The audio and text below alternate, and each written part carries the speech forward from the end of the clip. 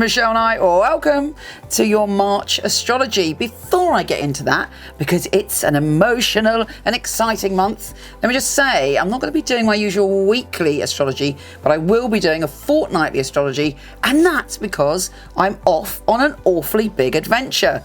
I'm off to Sedona and the Joshua Tree and all sorts of mystical and magical places, and I'll be back with lots of adventures to share with you. So forgive me, I haven't got enough time to do everything. I love you.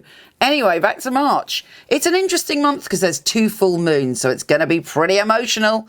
On top of that, we have Jupiter and Mercury going retrograde, so expect some news from the past. Here's your monthly astrology.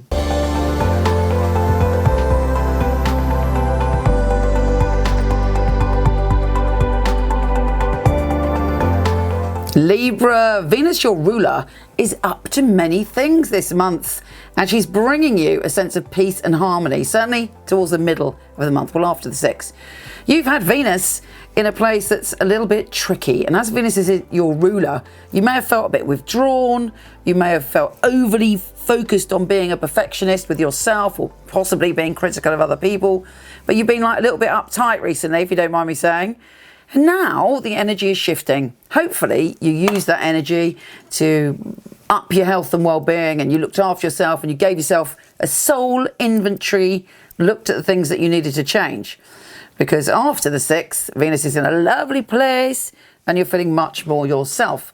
However, she is doing you a favour before that as well, as on the 1st, Venus is trine Jupiter, the planet of good fortune, and you're feeling stable. You're feeling like, yes, I feel strong in myself, I feel able to do what I've got to do in the world, and I've got strong roots, and that's going to get you pretty far.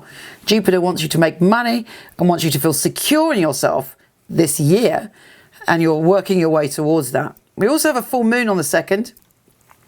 USA, it's on the 1st, I believe, but this full moon is kind of making you feel a little bit, don't forget there are 2 full moons this month, and yours is coming at the end of the month, but the first one is like, wow, I'm at an emotional peak experience. I don't know what's going on. It's all a bit spooky. You may have really wonderful and magical, mysterious things happen to you. You might sort of bump into someone you haven't seen for years in the supermarket. You might have this amazing premonition. You're super psychic. You know, everything is all kind of mysterious and magical. Could even feel like you're in a fairy tale. So, you know, the moon is very full on. Look out for whatever your soul is trying to tell you on that day, because there is a message rising to the surface. We also have Mercury trine Jupiter, and Venus is still in that position of making you feel, I've got to get things done, and Mercury is making you kind of very focused. But you could end up making money out of this further down the line. Something that you've put real attention to detail in could pay off dividends later on. With Mercury joining forces with Venus on the 4th, you feel that you could achieve anything. But you'll definitely be glad, I would imagine, to see the back of Venus in your 6th house of health and well-being, because you want to feel more yourself. And you start to feel more yourself on the 6th when Venus and Mercury go into your relationship zone. You're like, oh yes, I know this place. This is a place where I see beauty everywhere, and I seek to bring harmony to all my relationships.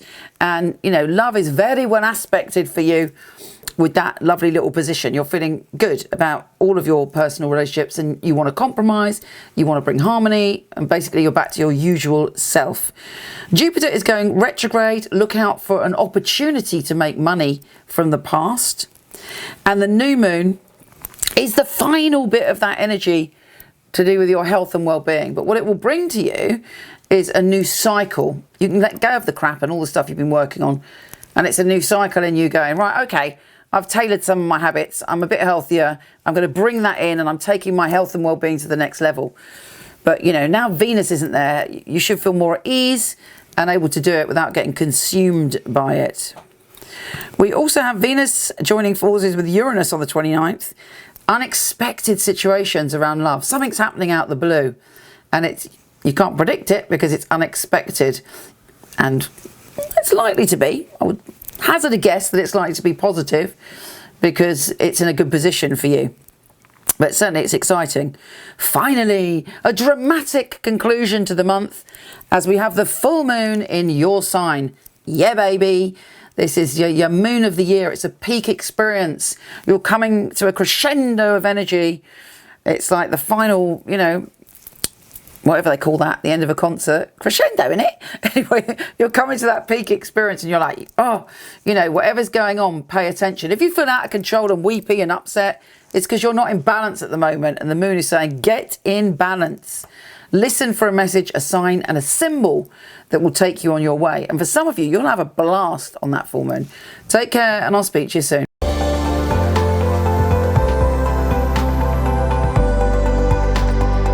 Thanks for listening, gorgeous. Just to say, I've got some amazing new stuff on the website. We've got a natal chart and a description, not just the pretty will, but all the stuff about you written down for free on michelleknight.com or horoscope.co.uk. Obviously, I've got my fabulous psychics, all handpicked by me, and tons of free tarot readings, articles, and loads of written astrology, weekly, daily, and yearly. Take care, gorgeous.